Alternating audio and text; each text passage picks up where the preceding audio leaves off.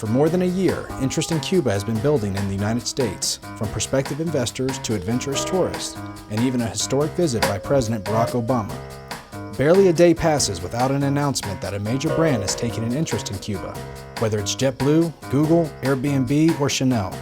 The pace has been frenetic since Obama and Cuban President Raul Castro announced a warming of relations in December 2014.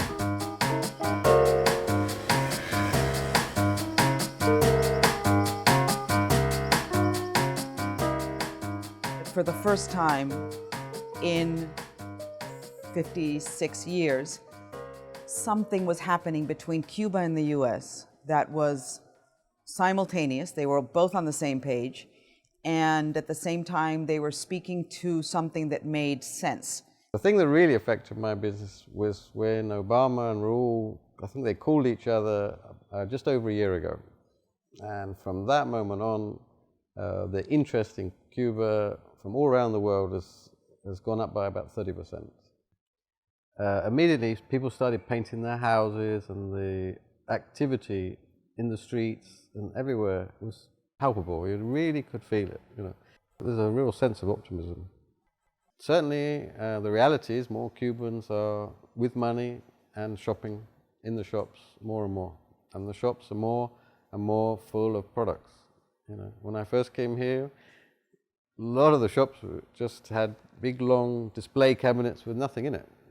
One pair of ladies' knickers, I remember one shop had not a very good pair either. It's fair to assume that hopefully sooner than later, Cuba's growth will pick up. It's been around 2.5% a year over the last 5 years or so. I think it won't be too hard to increase that up to 5-6% a year.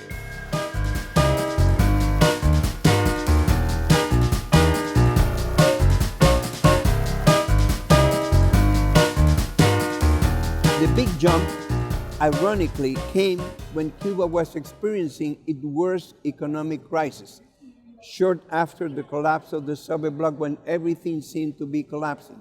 No transportation, no power, no nothing. And then they had a good idea. Then they said the resources we need to make money for the restoration and the preservation of old Havana are not outside, are inside.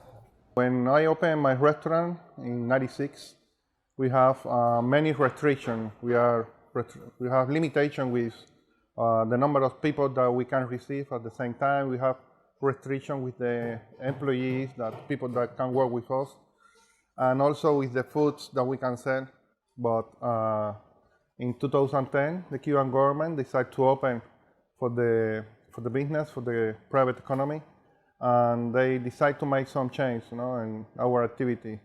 And this moment, we have more space. We have more space to do our work, to develop our business.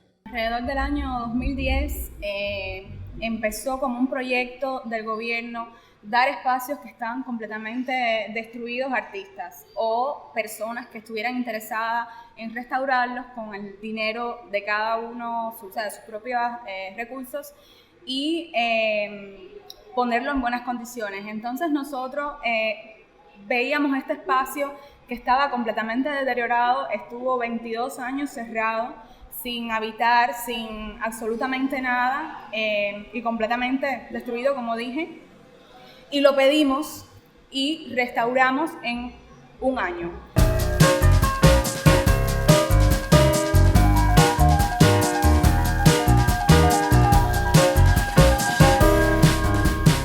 %70 of the Cuban population that is living on the island today was born after the triumph of the revolution. Of that population, all of it, or most of it, was born under an embargo. The embargo is not against the government. It's against me.